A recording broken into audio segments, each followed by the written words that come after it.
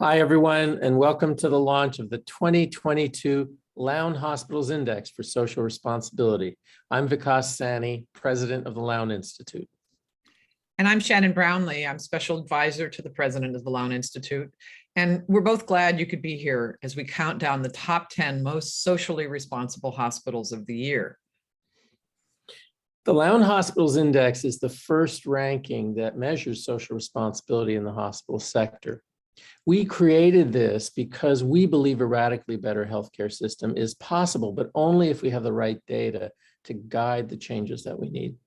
So the Lown Hospitals Index includes metrics that have never been used before, like pay equity, racial inclusivity, community benefit spending, and avoiding overuse. And as we've done in the past, we held a series of events over the course of the year, highlighting a few of the unique metrics that are part of the Lown Hospitals Index. We believe these metrics are particularly important at measuring a hospital's social responsibility to its community. So in February, we looked at pay equity and we asked how much compensation is enough for nonprofit hospital CEOs. We investigated racial inclusivity, and we found that racial segregation in hospital care is still the norm in many major cities, but some hospitals are doing an incredibly good job of caring for all people in their communities. We looked at community benefit spending.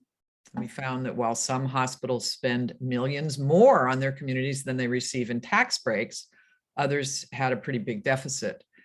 And last month, we examined hospital overuse, a topic that's near and dear to me.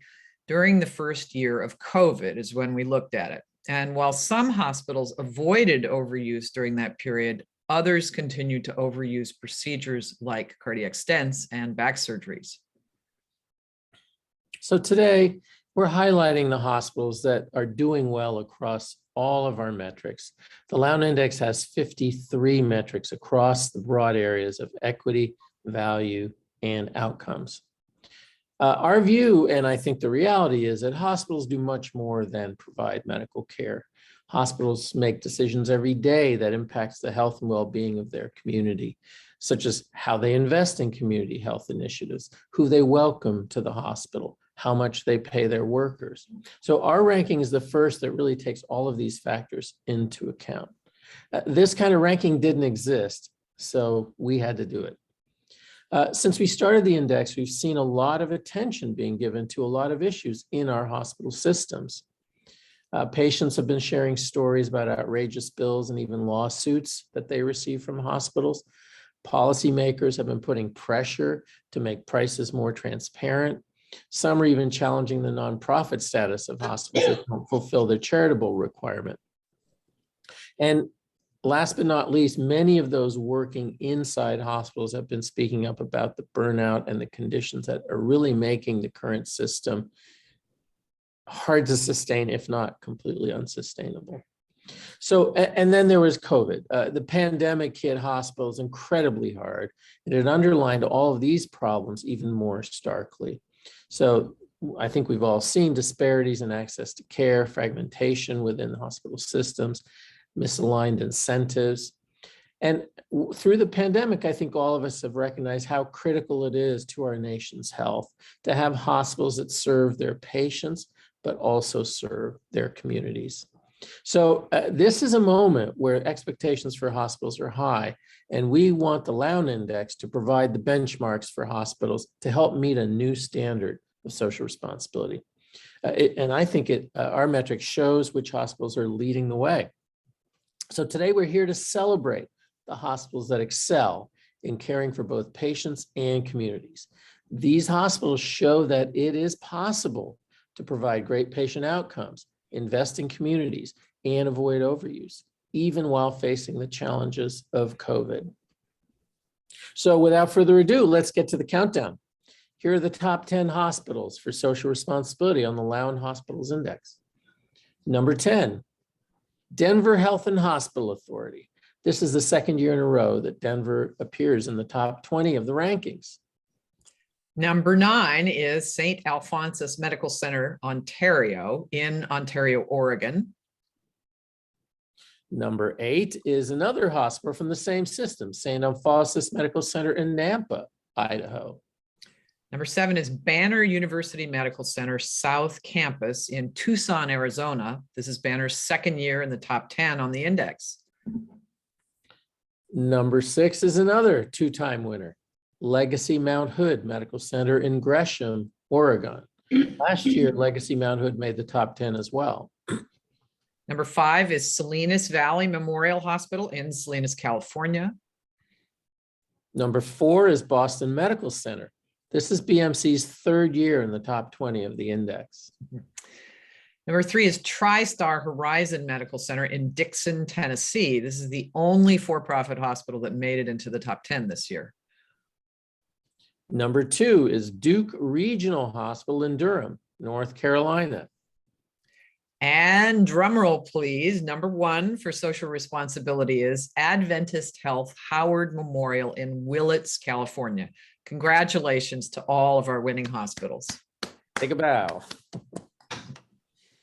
All right, well, so let's bring on our guests to discuss these rankings. Kate Walsh is president and CEO of Boston Medical Center, a safety net hospital that's dedicated to meeting the needs of all the patients in their community and advancing health equity in the communities that they serve. Prior to her appointment at BMC, Kate served as executive vice president and COO at Brigham and Women's. And previous to that, she was COO for Novartis and senior VP for medical services at the Mass General Hospital. And Judson Howe, thank you for coming. He serves as the president for Adventist Health in Mendocino County, leading 3 hospitals, including Howard Memorial, which is our number 1 most socially responsible hospital this year. So Judson brings more than 15 years of experience in healthcare finance and strategy to this role. Under his leadership, Adventist Health improved access to care in Mendocino County by bringing in new physicians, enhancing coordination of care, and bringing synergy across 3 hospitals in the county and investing much needed equipment and facility upgrades. Hello, everybody. Welcome. So a question for you both.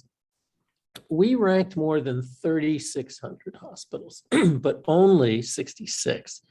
That's only 2% of all the hospitals we looked at got straight A's on outcomes, equity, and value. So that puts your hospitals in a pretty select group and in a unique position.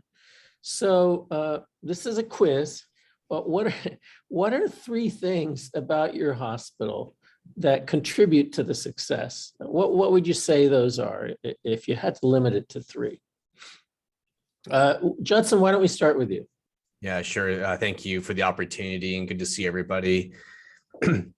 In terms of 3 things I think contribute to that success, I think 1 is it's knowing your sacred or social responsibility to the communities around you.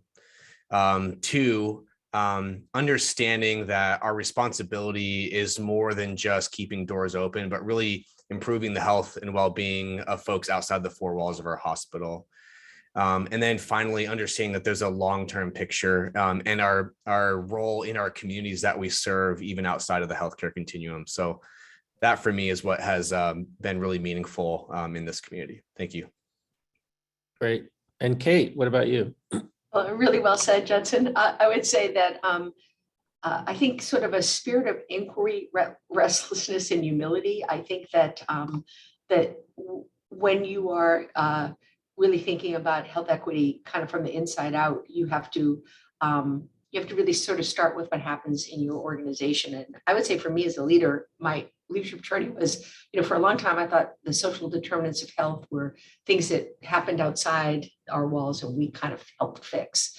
And in fact, I think COVID sort of illuminated that here you have this virus that's kind of hitting people disproportionately in communities that, really didn't make sense. So we sort of stepped back and said, okay, what is it that we're doing now that we need to do differently in response to what we're seeing?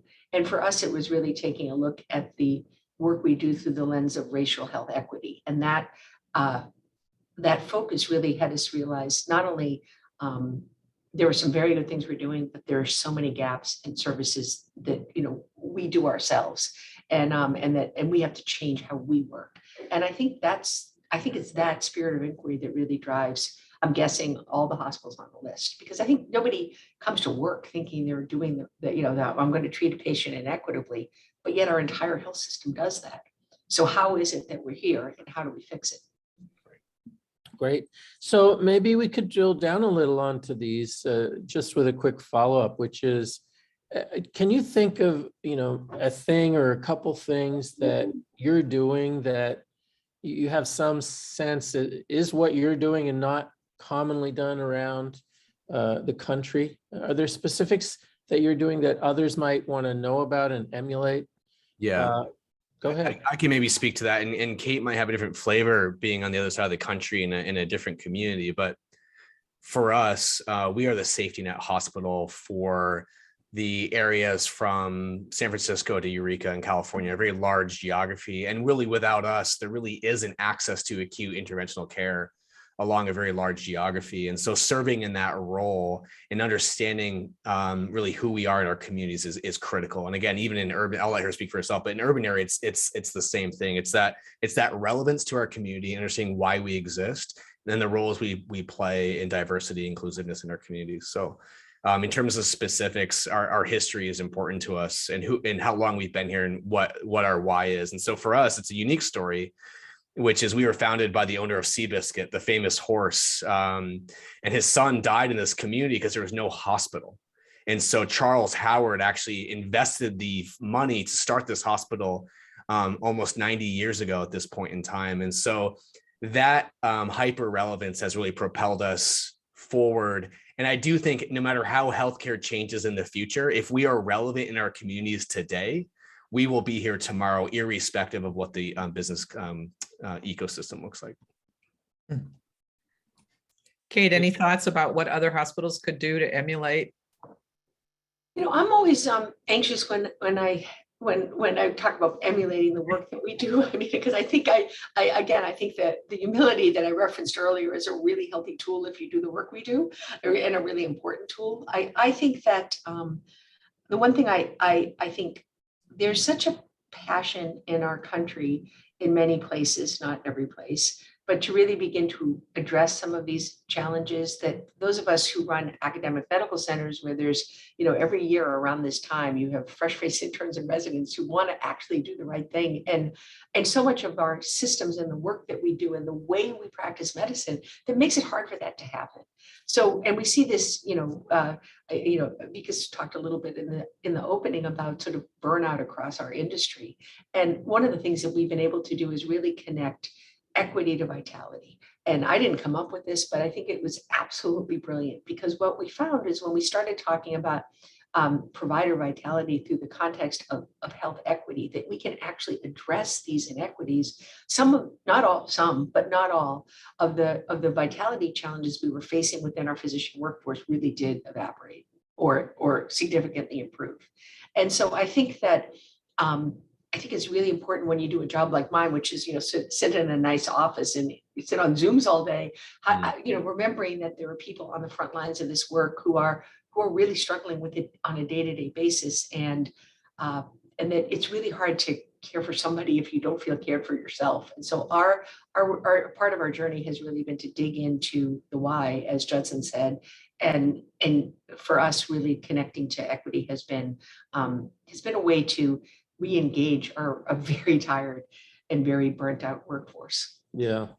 Well, I got to say, as a clinician, it doesn't surprise me. And I think it is the challenge for large systems in particular, but all systems, to really that purpose-driven, meaning-driven life of an organization, how to connect that to the actual policies and procedures, because that is, I think, part of the answer. Yep. So I always want to ask people a question that's not on my script, and I'm not going to ask it, but I'll tell you what it is, which is I always want to know why you as individuals are so, able to work in this environment and so dedicated. But I'm going to move on to what I'm supposed to ask, which is, as it's such an honor to have hospitals like you guys rising to the top and be able to celebrate them, but it's also somewhat discouraging that so few hospitals rise to the top. And I'm wondering if there is and it doesn't matter because there are many policy prescriptions, systemic solutions, but can you name one in an arena of overuse or of health equity or of value, which you guys succeeded on, or on outcomes, some policy change that would actually help other hospitals really start driving towards doing a better job. And Judson, why don't you go ahead? Wow, thank you, Shannon, for making me go first. I appreciate it. Can I choose the question? Sorry. Well, I know your time is super limited. I do want to answer the why. I have been blessed. My healthcare career started in the Los Angeles market, beautiful market, lots of needs down there. But I've had the opportunity to serve in a very different market, not unlike what I know of Boston, which is my hometown, by the way, Kate. There are underserved communities everywhere we serve. And the beautiful thing for me on my why is I get to serve in an underserved community that without us doesn't have the same level of care that they would have otherwise. And not only that, but we have been able to diversify who we are as a business into taking institutional risk on the health and well-being of lives of our neighbors. And so it has allowed us to think very differently about our role in the healthcare continuum. And it is very much a big part of my why, because I don't want to be living in the space of utilization. I want to be living in the space of health. And so that's one of the things that gets me up every single morning. And I'm blessed to have that opportunity for viability and sustainability in that space.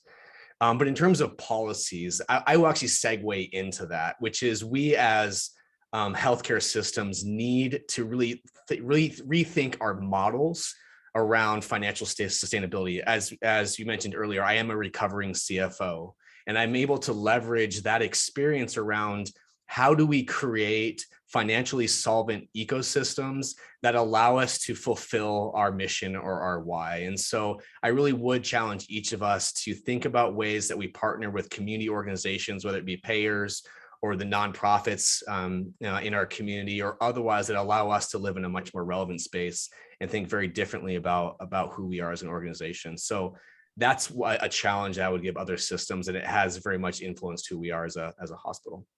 That's interesting, because the whole issue of taking risk is one that people are certainly talking about, but not that many hospitals really have taken it on. And we're really we have street medicine programs. We have physicians, social workers, other clinicians that are taking our care outside the four walls of our hospital. And yeah, we're doing it for all the right altruistic reasons. We're also doing it because our values are aligned around that as well, which is reducing utilization. And so I really look forward to a brighter day in the healthcare continuum where other folks are also very serious about that space as well. Interesting. Kate. Just to build on what Judson said, now that I know he's a Bostonian, he must be right. I do want to know whether you were a Golden State or Celtics fan, but we can take that offline. But I would take it a step further and say, I think as healthcare executives, we have to embrace the Medicaid program.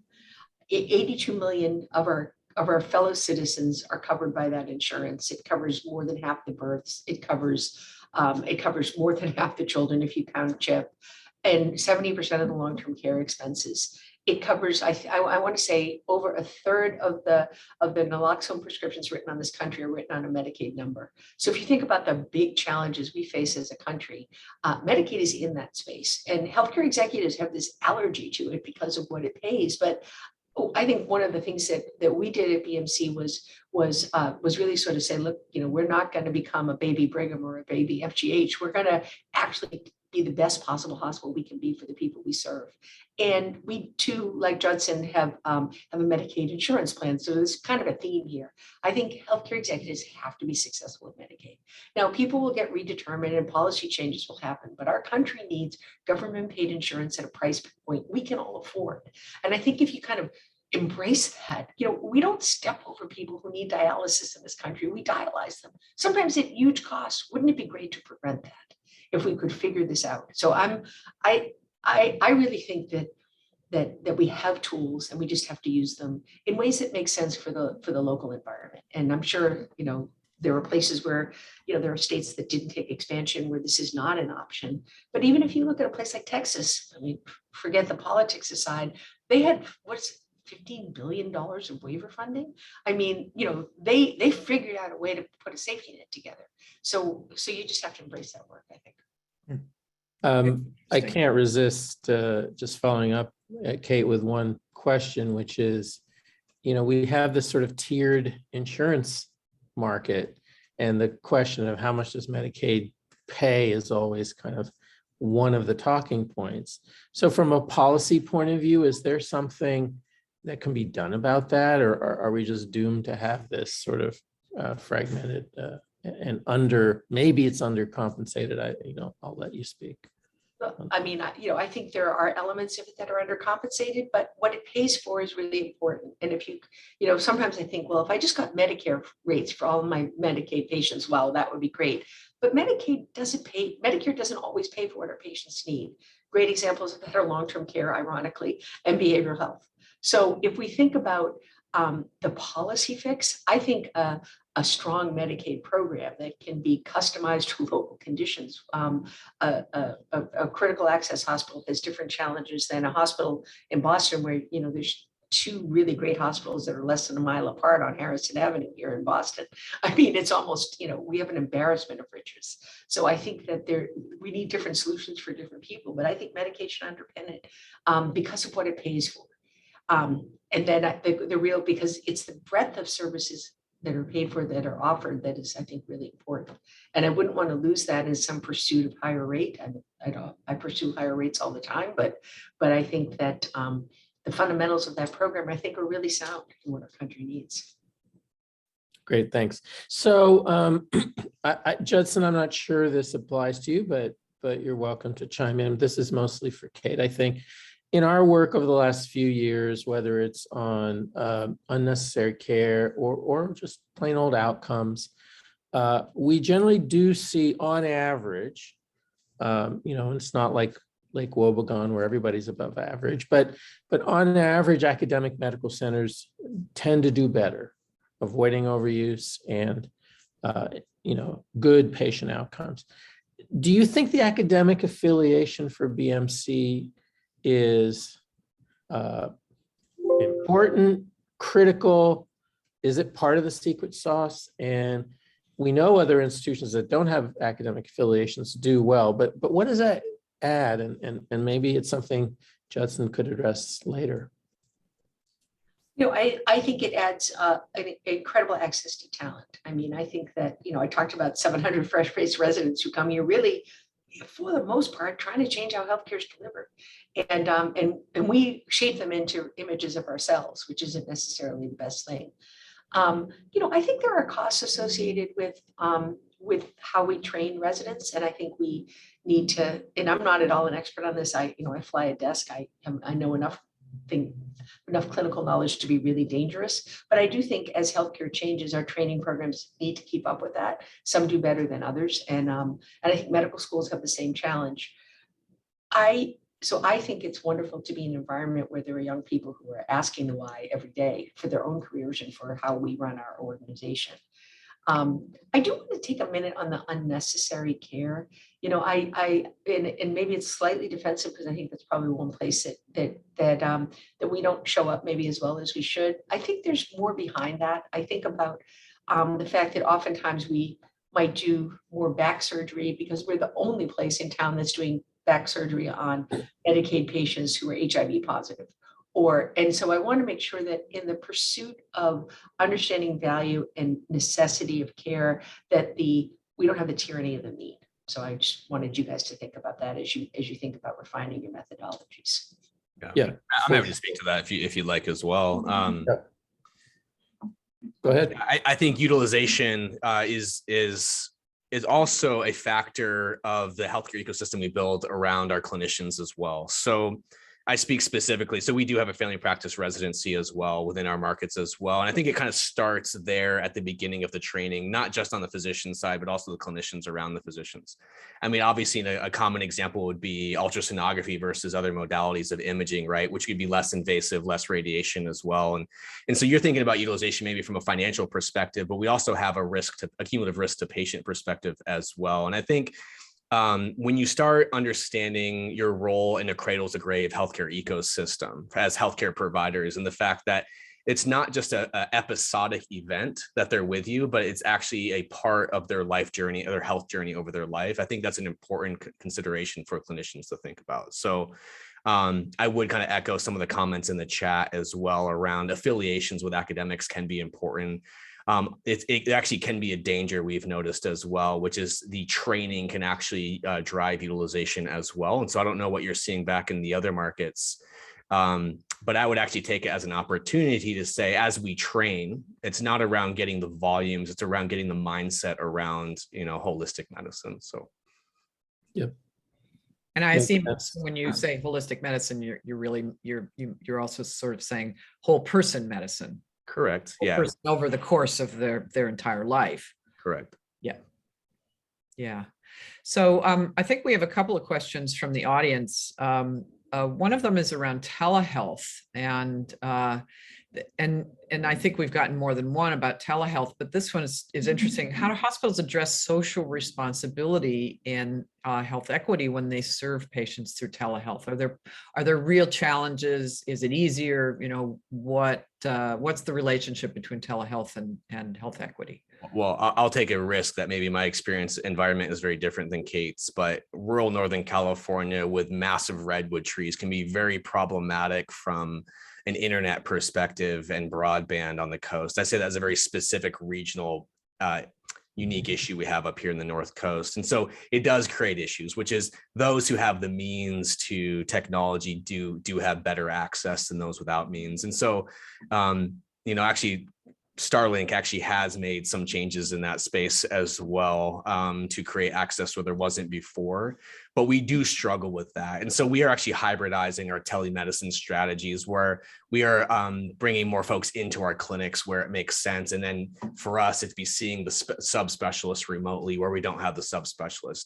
Where possible, we are rolling out direct to patient strategies, but again, I'm guessing very different than Kate's experience. I shouldn't assume, but we do have the economic and geographic barriers to technology on this coast, which is forcing us to innovate on a regular basis.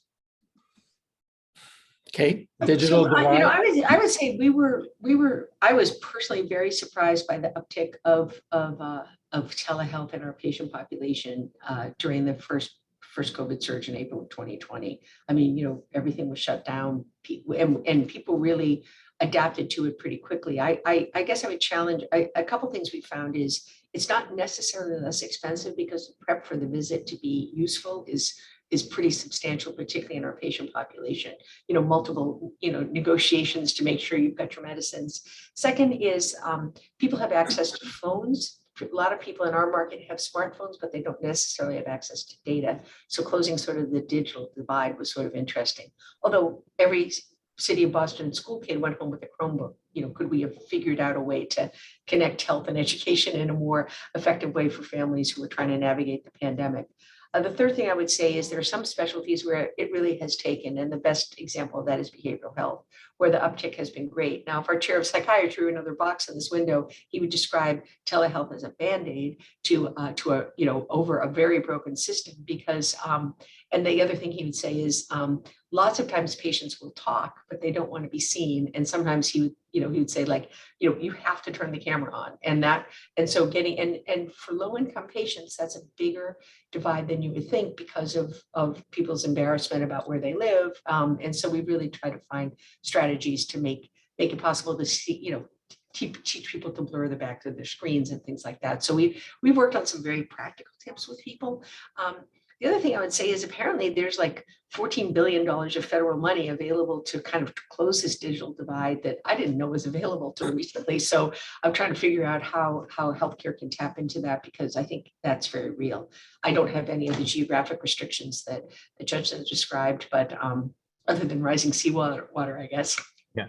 Hey, Kate, you triggered a thought for me, and that is, we're talking here about the medical care continuum. One area where we've seen strategies work well is on the behavioral health continuum. And it's actually, this is a population that we have noticed has actually struggled with barriers, institutional barriers or perceived barriers to healthcare. And so in some ways, the safety of the home environment has actually allowed for better compliance with telehealth visits that we weren't seeing when they were forced to find transportation or otherwise enter bricks and mortar facilities. And so while I don't fully understand that, and I don't want to pretend that I do, we have seen better adoption and compliance with visitation for the behavioral health continuum in our community.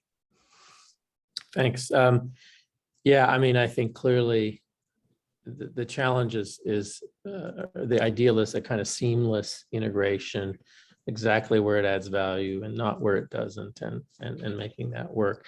We have a lot more questions, but we're kind of running out of time. So I think we're going to move on to the next section where we want to talk about COVID. But Judson, if you need to go, this is the time that you could take a bow. Or if you can stay, you're welcome to stay. I will step off. It's a pleasure to meet everybody. Thank you for this opportunity, and Vikas and Shannon and Kate and the rest of the team. Thank you so much. We'll see you. And soon. congratulations. Congratulations again. Congratulations. Yeah. Bye-bye.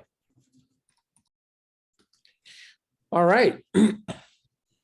So we mentioned COVID-19 a bit earlier, but now we want to take a minute and really look at COVID and hospitals during the pandemic.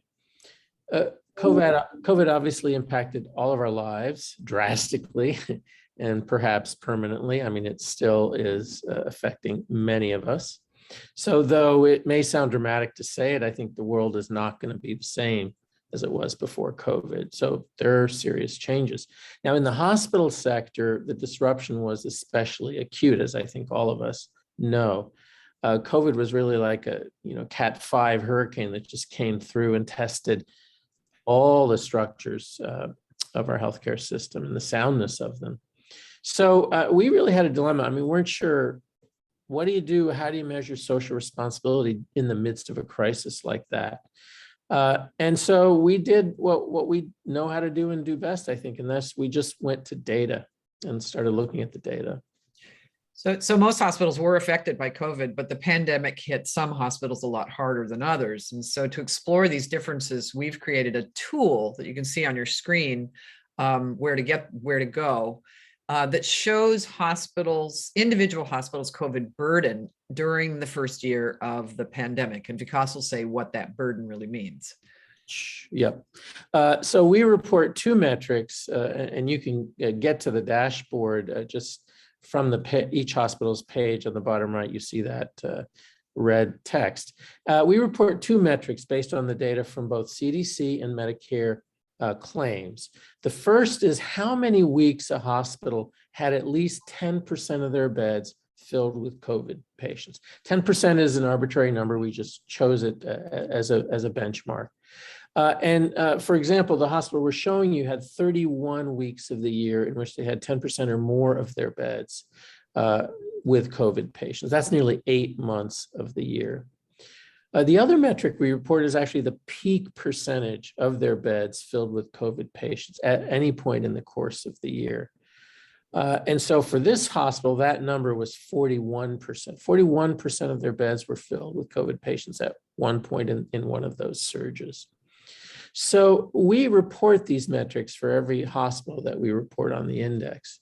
And so on each hospital's profile page, you can click on the more and go to the dashboard, which shows the COVID burden. So if you go to the dashboard, what you'll see is each hospital's burden throughout the year and how their burden compares to others in the region, county or the HRR. So here's that same hospital, Banner University South Campus.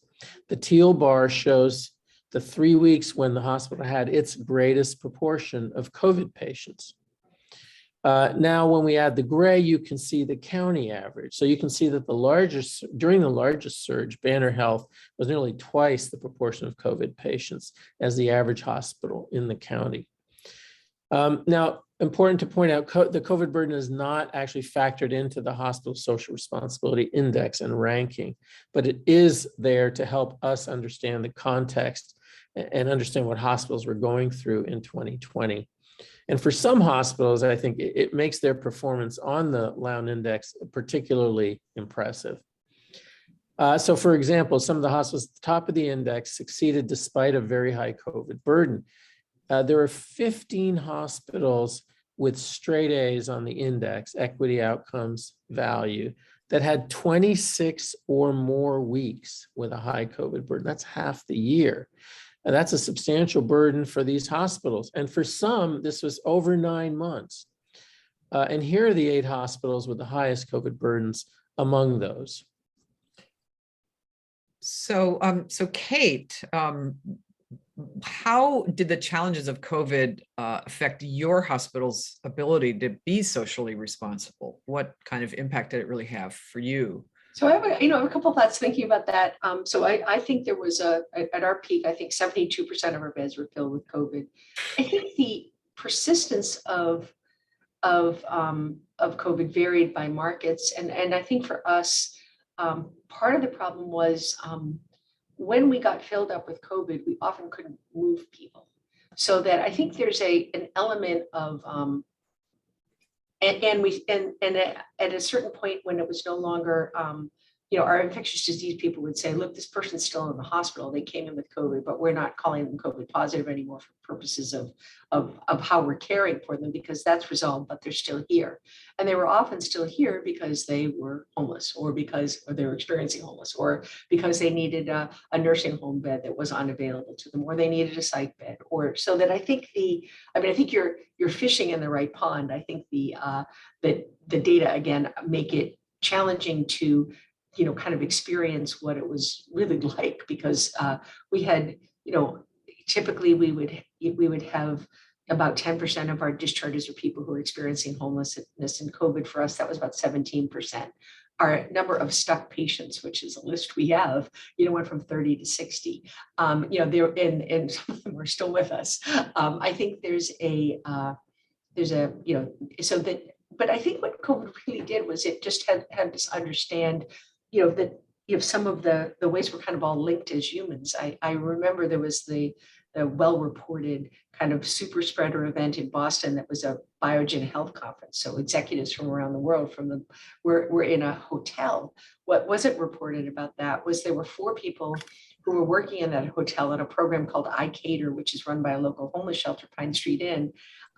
They came back to a congregate shelter population with that virus, same viral signature, it was traced. And we had 30% of the homeless population in Boston was severely ill and COVID positive, which put a burden on us, on Boston Healthcare for the Homeless, on the city shelter system. And so, we are, it is kind of a family of man. And so I think that equity during this probably, I think in some ways, the health system was at its most equitable because everyone was doing the same thing. Elective surgery stopped. Everybody was really working hard to basically take care of the citizens and the communities they served. I can't think of a hospital that shirked their responsibility, at least in the markets that I'm aware of. So I think it was in some ways kind of a great equalizer. That's my view. I could be wrong, and I'm sure you guys have data that suggests that other people found a way through this and managed not to care for COVID patients. But I think it was really just, there were surges in Boston that we just weren't part of. Some of it was just like geography, and so anyway. Yeah, well, it's definitely really hard to sort of have apples to apples comparisons because of the surges over time and the surges across geography. One thing we did know in the data, which I think corroborates what you're saying, is that, for example, for racial inclusivity, we found during this period, racial inclusivity seemed to improve at a lot of hospitals, which the way that's calculated, there's a distance variable. And what happened during the pandemic is people stayed closer to home. They weren't going further. And that's probably interacts with the whole elective procedure stuff, which shut down. So it's interesting. It also may be that this virus disproportionately hit communities of color because the essential workers were working, people who drove buses or delivered Amazon packages. So, I mean, we found in COVID, pre-COVID, about half of our discharges are people of color, and with COVID, that was 80%. Yeah, and I think that sort of we didn't do anything different. It was just who was coming in. No, but underlying health also had a lot to do with it. I mean, whether or not you got sick enough to be hospitalized had a lot to do in part with how healthy were you to start with. I mean, entirely because can you shelter in place, and can you socially distance in your home, and all those other things. Right, all kinds of things, and how crowded is your house, et cetera, et cetera. And so I think there were a multitude of factors that went into why it hit communities of color as hard as it did. So we have lots of questions, and we're going to turn to the audience questions in a sec, but just one last one for you, Kate. And that is that, as I hear you describing it, it was a stress test of the system. And many of the sort of friction points really got exposed. For example, whether it's people coming in, wait lists to get out, the disposition, all of that stuff. Did you learn things? Is BMC doing things differently, or are you aware within the local Boston area community or even nationally amongst hospitals that some of the integration issues have become identified as a problem to be tackled with, and are people looking at that? We're just sort of interested in the question of whether we're learning from this pandemic. What are we learning, and what might that hold for improvements in the next few years?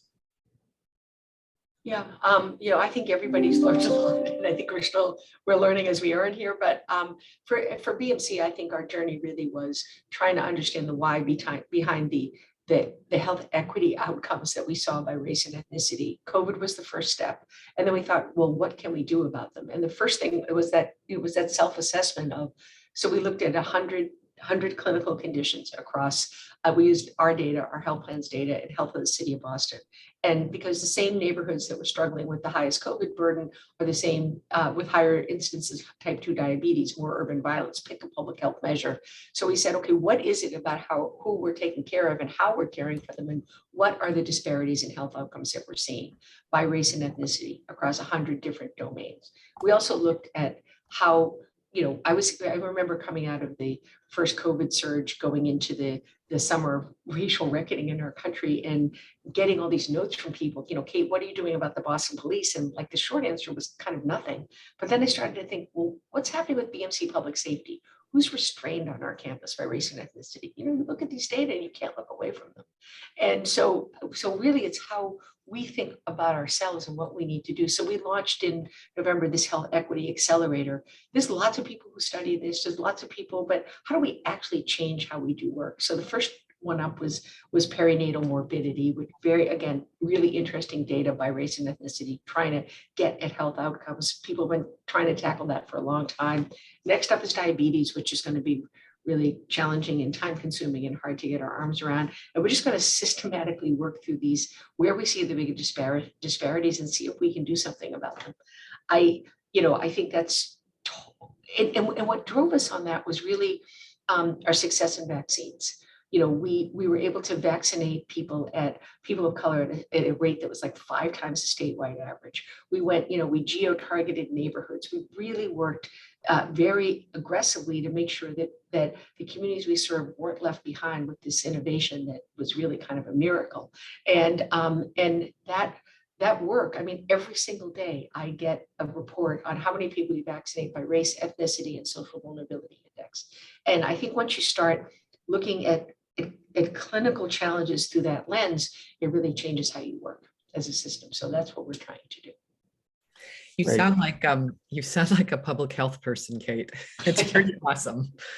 Well, I don't know. I do. To your leadership question, Shannon. One of the things that I struggle with as I'm obviously a white leader of an organization that is minority serving, and most of our colleagues are people of color. So how do we do that in an authentic way? And how do I ask these questions and learn and how do, and the other thing and Judson referenced this, is how do we partner with the community in a very different way? We knew for our neighbor, the people we serve, we're not going to line up at Foxborough Stadium, to get their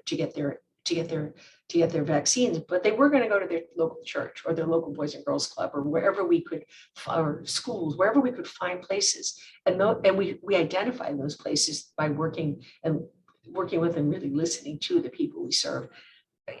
Medical centers and hospitals in general, we're big, we're imposing, everybody's got 1,000 degrees, everyone's really smart. How do we actually connect with the people we're trying to serve? And that's been a journey for us.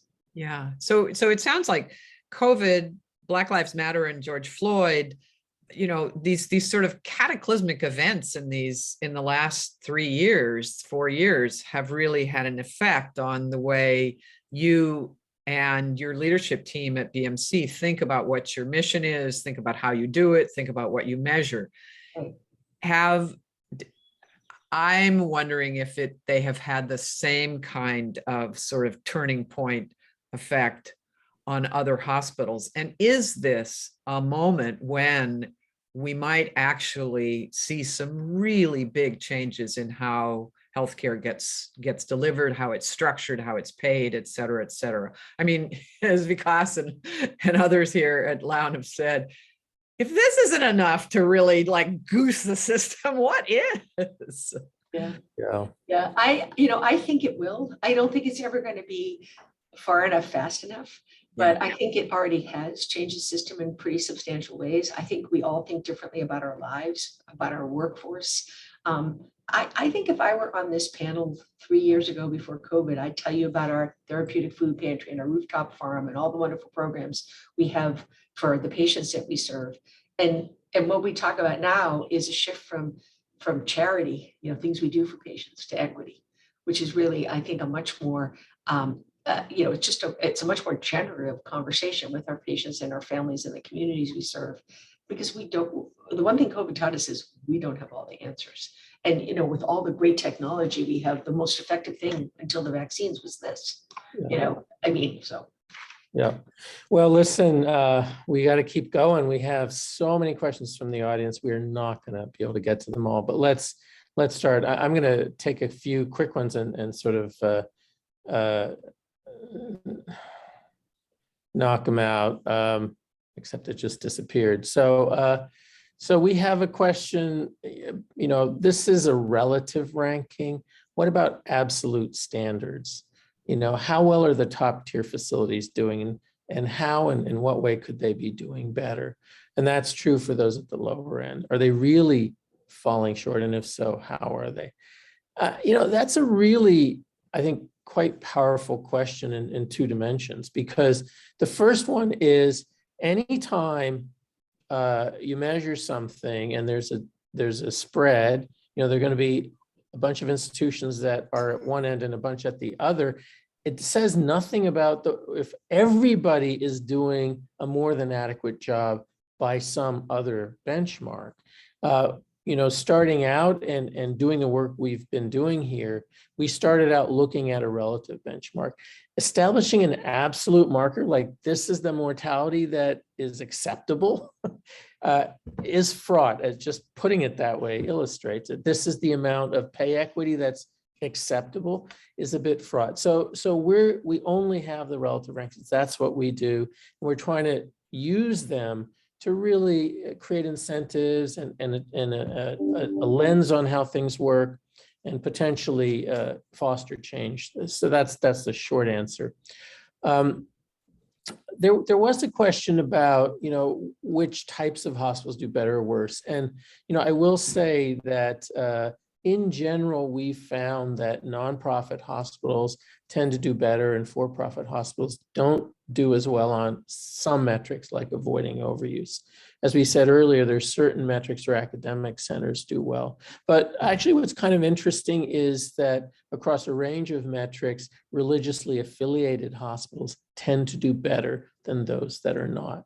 And I will say, as a sort of very spiritually minded secularist, I'm not exactly surprised by that. I think there's something about the culture and community sort of initiative that probably answers that question. But there's else? another interesting pattern that I think we've talked to you about, Kate, before, which is the fact that safety nets often do incredibly well on equity. They do pretty well on a number of other aspects of what we really think is the core of social responsibility, like community benefit, but they sometimes struggle on outcomes. And this may be a very deep issue in terms of who your patient population is and how far can risk adjustment really go in terms of trying to figure out. Yeah, I mean, it's yeah. I mean, I used to rail against Medicare star ratings and say, readmissions are really, fundamentally it's a fundamentally inequitable program. It redistributes wealth from East St. Louis to, Rochester, Minnesota, or wherever Mayo is these days. But I think it's actually more fundamental than that. My own growth has been saying that every time we miss a quality or safety measure, whether it's it just perpetuates the inequities that our patients see in every part of their lives. So we just have to get our act together. And I think that whether that requires additional resources or diversion of existing resources, I think context matters. I look at your list and I don't see any of the New York City Health and Hospitals Corporation hospitals. And I know from having worked there and having, watching my friend Mitch Katz just do a fantastic job under really difficult circumstances. They are some of the most equitable places on the planet. And they deal with an enormous volume of really challenging issues every day. And I wonder if there's something about the sort of focus factory of some of the smaller organizations or people that don't have the competitive pressures on wage and salary in their marketplaces or other things that make them show up better on the value scale. I don't know. I feel like I can think of lots of people who do really good work who aren't on this list. A Rush would be a good example. People who have thought a lot about, and I just want to make sure the methodology, I don't know, maybe you guys could think in the future about some way to reflect the context that the people are operating in. Yeah. And I'd be really interested to see what Judson would say about that, because he'll say, whoa, it's so much harder for us. So everybody's got their cross to bear. But anyway, I do wonder a little bit about context, and I think for the validity of the ranking, there are places that need to be on it or need to grow into it, I think. Yeah. I'm really proud that BMC's on it, but I think we just need a broader swatch of hospitals. We're probably one of the larger ones on here. Us in Denver, Health are probably the biggest. Yep. So, well, yeah, and we're small relative to Bellevue or Kings County or Elmhurst or the places in New York. I'm just ticking those off, but you could pick Cook County. You could pick lots of places around the country. Yeah. Well, there's a lot to say, and we've spent a lot of time thinking and talking about that, and we will continue to do that. Thank you. There's no question we've thought about, well, maybe we should just have a rural ranking and a safety net ranking and a this and a that. So this is a work in progress, and definitely there are a lot of elements here. But in general, I think, we're delighted to be able, at least for me personally, to hear about a hospital like Judson's, because I wouldn't have known about it. So it's really quite a pleasure. Quite a pleasure. So just a couple more audience questions, and then we're going to wind it up. I just want to make one quick comment about what Kate was saying about the ranking and who should be on it and who shouldn't. One of the origins of this ranking was in thinking about what really matters to communities and looking at, full disclosure, I'm a refugee from U.S. News and World Report. I worked there for a decade. I saw how the sausage was made, and I felt for a very long time that ranking was missing really, really important aspects of what hospitals need to do for their communities. And it was getting the same names over and over, the same academic medical centers over and over. And while they may provide exemplary care, I knew as a writer and thinker about healthcare that there were deep problems at those hospitals as well as other hospitals. And so I wanted to work with Vikas to work on a way to start elevating some of the things that are also important about what hospitals do, equity being one of them, and overuse being one that just wasn't talked about at all when I started working on the issue. And so, yes, we do want to perfect this, but we are also really proud of the fact that we've elevated a number of issues in hospitals that just weren't being paid attention to.